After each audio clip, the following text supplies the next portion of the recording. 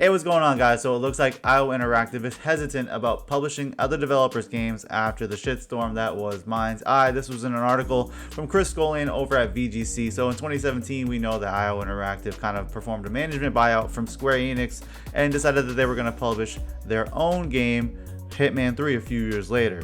And then in 2024, they announced iOI's Publishing, which plans to publish other developers' games. This was called iOI Partners. And the first game that they decided to publish was Mindseye. Now we know that a Mindseye launched and was just hit with a slew of bad reviews and had technical problems, and it was actually more popular for being a bad game than it might have been for being a good game, because when gamers find something they don't like, we hyperfixate on it.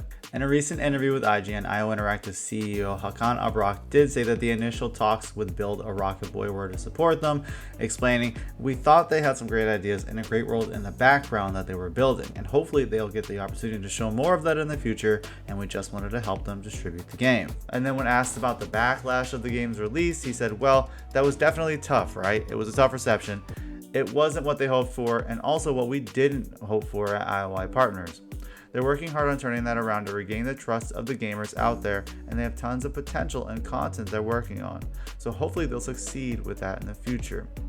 Now here's the important part. When asked about whether they would continue to publish other studios' games despite the failure of Mindseye, the CEO basically said, "iOI Interactive will publish our own games internally.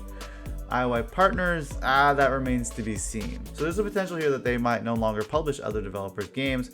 Obviously, that is a risky business as it is when you're publishing your own games that cost a lot of money, and now you're taking the chance of publishing sometimes an unknown developer's games and trying to put those out there as well. So I think this is an interesting read. Obviously, it seems like IO Interactive has kind of learned their lesson a little bit here, and we'll see what happens later down the road. Maybe Mindseye will turn it around. Who knows? I never played the game at launch. I know it's one of the few games I've seen in the past that's actually been refunded to everybody from PlayStation because it was that bad. So let me know what you guys think down below. Peace.